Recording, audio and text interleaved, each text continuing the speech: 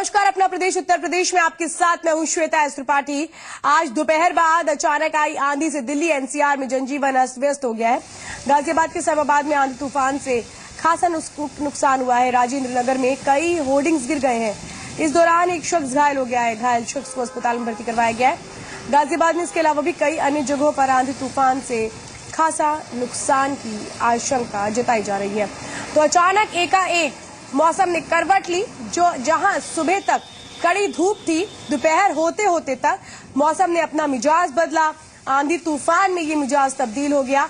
यहां तक कि शाम को हल्की बूंदाबांदी भी हुई है।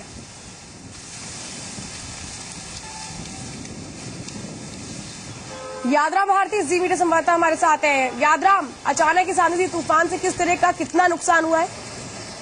देखिए, जब मौसम काफी खराब हुआ था तो यहाँ पर गाजियाबाद में तमाम तरह के जो पेड़ थे और जो सबसे ज्यादा संख्या है वो होर्डिंग्स की है। प्राइवेट होर्डिंग्स जहाँ चौराहे पर लगे हुए थे उनको काफी नुकसान हुआ और इसमें कई लोगों के जो घायल हैं उनकी वो सूचना आ रही है। फिलहाल एहतियातन जो लोकल प्रशासन है उन्होंने कह दिया है कि एक चेतावनी दे दी है कि जिस तरह की मौसम खराब हो रहा है, जिस तरह की आंधी आ रही है उसके हिसाब से जो बोर्ड्स हैं, जो बड़े बड़े बैनर्स हैं उनके आसपास खड़े ना हो, क्योंकि राजेंद्र नगर में अभी एक व्यक्ति बोर्ड के नीचे दब के घायल हो गया। उसकी काफी सीरियस हालत है। इसके अलावा कविनगर क्षेत्र में एक पेड़ गिर गया है जिसकी वजह से काफी जान भी लगा। साथ ही विजयनगर में भी एक होर्डिंग गिरा है जिसमें लोग घायल हुए। तो तमाम तरह की जो मुश्किलें हैं, जो डेली रोड पर चलने वाले हैं, सबसे ज्यादा मुसीबत उनकी बढ़ गई है इस मौसम के खराब होने से। चलिए यादराम, पूरी जानकारी देने के लिए बहुत बहुत धन्यवाद। तो आपको बता दें कि एक शख्स घायल हो गया क्योंकि वो होर्डिंग के नीचे ही खड़ा था सहारा लेकर, और होर्डिंग उसी पर गिर गया जिसके चलते वो घायल हुआ है। तो ये तो बात गाजियाबाद की रही। इधर नोएडा और ग्रेटर नोएडा में भी आंधी तूफान का खासा असर पड़ा है। नोएडा रूट पर मेट्रो भी रुक रुक कर चल रही है। तो वहीं ग्रेटर नोएडा के बिसरख थाना क्षेत्र में निर्माणाधीन प्रोजेक्ट का यूनिपोल गिर गया। हादसे में एक शख्स की मौत हो गई। बताया ये भी जा रहा है कि यहाँ पर अब मात्रा ग्रुप का प्रोजेक्ट चल रहा है और उसी साइट पर यह हादसा हुआ है। तो ये नोएडा की तस्वीरें भी आप देख रहे हैं जहां पर एक शख्स की मौत बताई जा रही है क्योंकि जो आंधी थी वो बहुत तेज थी, हवा बहुत तेज चल रही थी। यहां तक कि जो मेट्रो है वो भी रुक रुक कर चल रही है जैसा बताया जा रहा है। लेकिन इस दौरान एक शख्स की मौत भी हो गई है। निर्माणाधीन प्रोजेक्ट का यूनिपोल गिरा और इस हादसे में एक शख्स की मौत हो गई। बताया जा रहा है कि यहाँ पर अमात्रा ग्रुप का प्रोजेक्ट चल रहा था और उसी साइट पर यह हादसा हुआ है।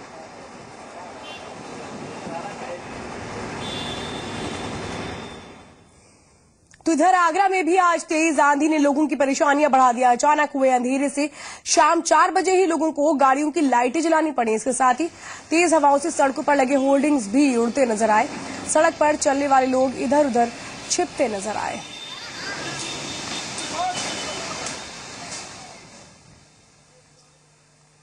अभी आंधी आया हुआ है, क्या करें? बहुत तेज आंधी है, बहुत तेज तूफान है और रोड पे बिल्कुल अंधेरा हो गया। गाड़ियां साइड से लग गई हैं और बिल्कुल गाड़ियां रुक गई हैं।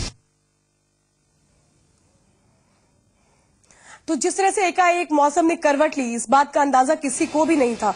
आंधी तूफान इतनी तेज शुरू हुआ कि इसका असर भी कई जगह पर देखने को मिल रहा है। चलिए रुक करते कुछ और खबरों का। बिजनौर के नजीबाबाद इलाके में कोटद्वार पैसेंजर ट्रेन से ट्रैक्टर की टक्कर हो गई। हादसा मानव रहित फाटक पर हुआ है। हादसे में 4 लोगों की मौत हो गई जबकि 30 लोग गंभीर रूप से घायल हो गए। बताया जा रहा है कि सभी लोग ट्रैक्टर में सवार होकर गंगा स्नान के लिए जा रहे थे। वसीम अख्तर जी मीडिया संवाददाता हमारे साथ है। वसीम, मानव रहित क्रॉसिंग थी ये जहां पर यह हादसा हुआ है, किसकी जिम्मेदारी? श्वेता, मैं बताना चाहूंगा कि बिजनौर के नजीबाबाद इलाके में जो कोटद्वार पैसेंजर जो टकराई है, यहाँ पर कई मानव रहित क्रॉसिंग है। यहाँ पर अक्सर ऐसे हादसे होते रहे हैं, मगर आज ये भयानक हादसा देखने को मिला है जिसमें ट्रैक्टर ट्राली और ट्रेन की भिड़ंत हुई है। इसमें 4 लोगों की मौत हो गई है और करीब 30 लोग घायल हैं। मरने वालों की तादाद बढ़ सकती है। अस्पताल में उनका इलाज किया जा रहा है। हालत कैसी है? अभी भी हालत उनकी क्रिटिकल बनी हुई है। माना ये जा रहा है कि अभी भी बहुत लोगों की हालत उसमें गंभीर बनी हुई है, तो ये मरने वालों की तादाद ज्यादा हो सकती है। चलिए, पूरी जानकारी देने के लिए बहुत बहुत धन्यवाद। तो जो लोग अभी अस्पताल में हैं उनकी भी हालत नाजुक बनी हुई है। लखनऊ में आज यूपी कैबिनेट की बैठक हुई। बैठक में कई अहम फैसले लिए गए। यूपी सरकार ने गुलकंद और 300 रुपए तक के फुटवेयर वैट फ्री कर दिए हैं। इसके अलावा 65 कोल्ड स्टोरेज के बेचने का भी रास्ता साफ हो चुका है। बैठक में इन कोल्ड स्टोरेज को निष्प्रयोग्य घोषित किया गया है। बैठक के बाद मुख्यमंत्री अखिलेश यादव ने कहा कि राज्य के खराब बस अड्डों को ठीक कराया जाएगा और इसके लिए पीपीपी मॉडल्स के तहत काम करेंगे। इसके अलावा उन्होंने कहा कि वर्ल्ड बैंक से पैसा मिलते ही राज्य की सड़कों को ठीक करने का काम भी शुरू हो जाएगा। अखिलेश ने कहा मदरसों को जल्द ही अनुदान सूची में ले लेंगे। तो गुलकंद और 300 रुपए तक के फुटवेयर वैट फ्री किए गए हैं। जो आज बैठक हुई है कैबिनेट की, उसमें ये बात रखी गई है जो बस स्टॉप्स हैं, बस स्टैंड्स हैं, वो जिनकी हालत जर्जर है, पीपीपी मॉडल के तहत उनको सुधारा जाएगा।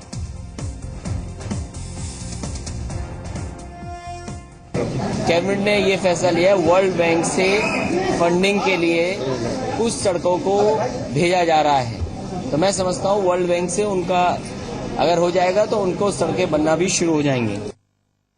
कांग्रेस उपाध्यक्ष राहुल गांधी के अमेठी दौरे का आज दूसरा दिन है।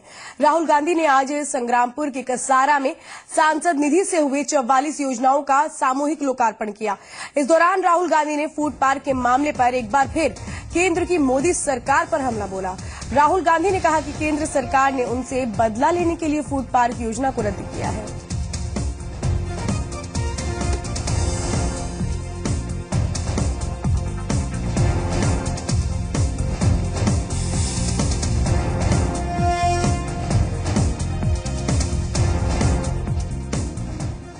क्या था 40 कारखाने, अलग अलग चीजों के कारखाने फूड पार्क में लगने थे। आलू के कारखाने, आलू को प्रोसेस करने के कारखाने, मेंथा को प्रोसेस करने के कारखाने, आम के लिए, आमले के लिए, सब्जियों के लिए 40 कारखाने लगे थे। हमारी सोच थी कि फूड पार्क में अमेठी का किसान डायरेक्ट सीधा अपना माल जाके बेचे। पिछले साल इस सपने को बीजेपी की सरकार ने खत्म कर दिया, मिटा दिया। क्यों किया? मुझसे बदला लेने के लिए किया। और एक बड़ी खबर लखनऊ से आ रही है। यहाँ पर यूपी सरकार ने मनोनीत एमएलसी के लिए 9 नाम राज्यपाल को भेजे हैं। इन नामों में जया प्रदा का नाम भी शामिल है। विवेक तिवारी जी मीडिया संवाददाता हमारे साथ हैं। विवेक, जया प्रदा का भी नाम शामिल है, क्या कुछ समझा जाए? जी बिल्कुल, अभी इसकी पुष्टि राजभवन से होनी बाकी है, लेकिन सूत्रों से जो पक्की जानकारी मिली है वो ये कि मुख्यमंत्री राजभवन पहुंचे हैं और वो एक लिस्ट लेकर पहुंचे हैं जिसमें 9 लोगों के नाम है इसमें, और इसमें ज्यादातर नाम वही है जो चर्चा में पहले चल रहे थे। जयप्रदा का नाम भी इसमें शामिल है, सूत्र ऐसा बता रहे हैं पक्के तौर पर। और अब राज्यपाल के पाले में गेंद है कि कब इनको मनोनीत करते हैं या इनका कुछ परीक्षण कराते हैं, ये राज्यपाल पर है। थोड़ी देर में इसकी पुष्टि राजभवन से होगी। वैसे जो सूत्र बता रहे हैं कि मुख्यमंत्री पहुंचे हुए हैं राजभवन और उनके हाथ में लिस्ट भी है। विवेक, एक बात ये बताइए कि जो जया प्रदा का नाम है, क्या ये नाम तो चूंकि भेज दिए गए हैं राज्यपाल के पास, लेकिन इस नाम को लेकर सब एक मत है? देखिए, अब चूंकि नाम फाइनल हो गए हैं और जानकारी ये भी है कि कैबिनेट से इसको मंजूर भी कराया गया है, ये प्रक्रिया होती है। तो अब सरकार अगर ऐसा चाहती है, पार्टी ऐसा चाहती है, तो कुछ लोगों को अगर ये बात नहीं पसंद है तो अब वो बात पीछे छूट गई है। लेकिन फिलहाल जो खबर हमारे पास है, जो जानकारी है सूत्रों के हवाले से, उसमें जयप्रदा का नाम इन 9 लोगों की लिस्ट में शामिल है। चलिए विवेक, पूरी जानकारी देने के लिए बहुत बहुत धन्यवाद। तो आपको बता दें, आधिकारिक पुष्टि हालांकि अभी नहीं हुई है, लेकिन जो लिस्ट भेजी गई है 9 नामों की, उसमें जया प्रदा का भी नाम शामिल है। अयोध्या के कार सेवकपुरम में चल रही भारतीय जनता युवा मोर्चा की 2 दिवसीय बैठक खत्म हो गई है। युवा मोर्चा के राष्ट्रीय अध्यक्ष अनुराग ठाकुर की अध्यक्षता में हुई इस बैठक में आज रेल राज्य मंत्री मनोज सिन्हा, केंद्रीय राज्य मंत्री साध्वी निरंजन ज्योति और प्रदेश बीजेपी के अध्यक्ष लक्ष्मीकांत वाजपेयी ने भी हिस्सा लिया। बैठक में एक राजनीति प्रस्ताव पारित किया गया जिसमें कहा गया कि आगामी विधानसभा चुनाव को लेकर युवाओं की भूमिका महत्वपूर्ण होगी। इसके साथ ही युवा मोर्चा के नेताओं को मोदी सरकार की 1 साल की उपलब्धियों को भी जनता तक पहुंचाने के निर्देश दिए गए।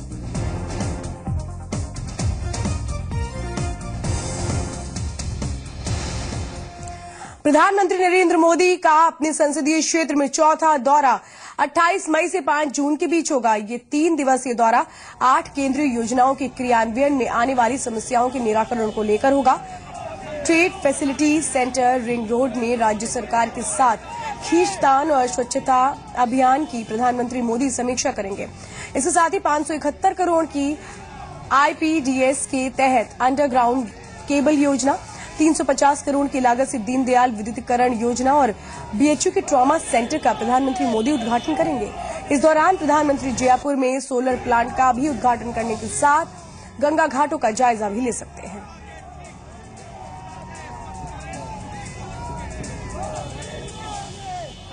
भारत के इतिहास में पहली बार ऐसा कोई प्रधानमंत्री हुआ जो एक साल के अंदर 4 बार अपने क्षेत्र में विजिट कर रहे हैं। भारत के जो प्रधानमंत्रियों का क्षेत्र है वो अपने क्षेत्र में साल में 1 बार या 2 बार तक जा पाते हैं, लेकिन वाराणसी के सांसद श्रीमान नरेंद्र भाई मोदी जी एक साल के अंदर 4 बार अपने क्षेत्र में दौरा कर रहे हैं। किसी बेगुनाह पर खाकी वालों का कहर बरपा हो, ऐसी खबरें तो आपने कई बार देखी और सुनी होंगी, लेकिन कानपुर में खाकी ने ही खाकी की सरेआम डंडों से धुनाई कर दी। मामला कानपुर के पत्थर कॉलेज CSA का है और इसी कॉलेज में मिंटू नाम के होमगार्ड की ड्यूटी लगी थी और मिंटू में अपना फर्ज पूरी ईमानदारी से निभाया। कॉलेज में महिलाओं के व्यायाम के लिए मैदान आरक्षित है। आरोप है कि CO ट्रैफिक इस मैदान में कसरत करने लगे। होमगार्ड ने CO को कसरत करने से रोक दिया। बस इसी बात से CO दबंगई पर उतर आए। आरोप है कि CO ने डंडों से बेरहमी से होमगार्ड की पिटाई कर दी। होमगार्ड के बदन पर डंडों के गहरे निशान बने हुए हैं।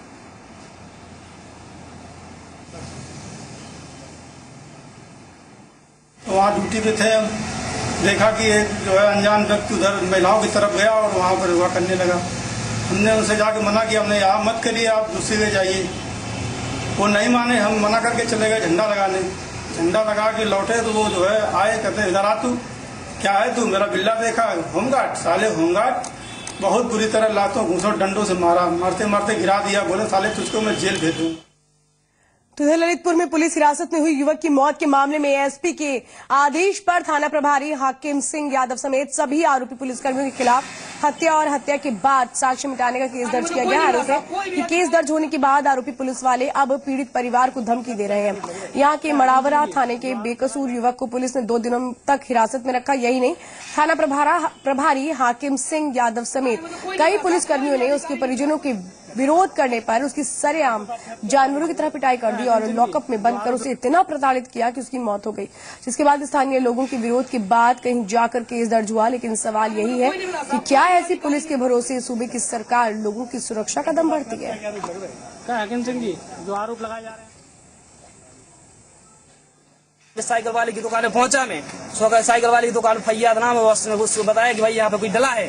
फिर मैंने देखा तो मेरा भाई था, मेरा पड़ा था थाने की वंडी के पास पड़ा है साहब। इन लोगों ने मार के बाहर फेंका होगा, कौन हो सकता है साहब। कब आपके भाई को कब ले गए थे ये लोग? भाई साहब परसों से गए भाई घर से। अच्छा, ये लोग पकड़ के ले गए थे? पता नहीं कहाँ से पकड़ के ले गए ये लोग। मेरे पर गलत आरोप लगाया यार, कोई मतलब मैं था भी नहीं मौके पर। कोई ऐसा मामला जांच कर रही है अधिकारी।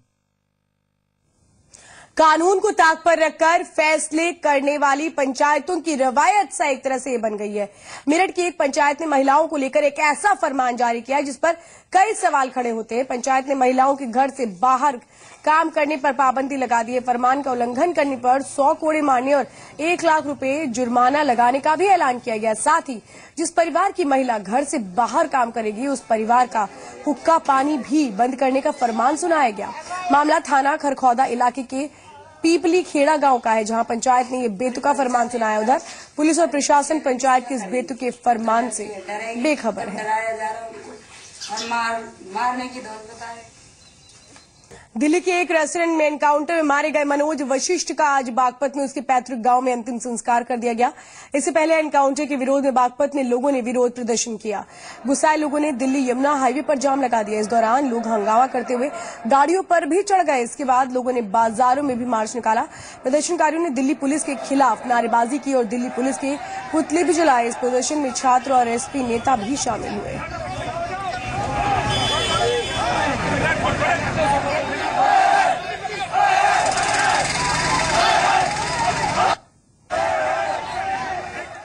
और अब खबर गाजियाबाद से, जहां पर विकास प्राधिकरण के वीसी की तैनाती में वरिष्ठता क्रम की अनदेखी हुई है। वरिष्ठता सूची के मुताबिक संतोष यादव जीडीए के वीसी पद के दावेदार थे, लेकिन उनसे कम वरिष्ठ विजय यादव को वीसी बना दिया गया। आपको बता दें कि संतोष 1995 बैच के अफसर हैं, जबकि विजय यादव 2006 बैच के अधिकारी हैं।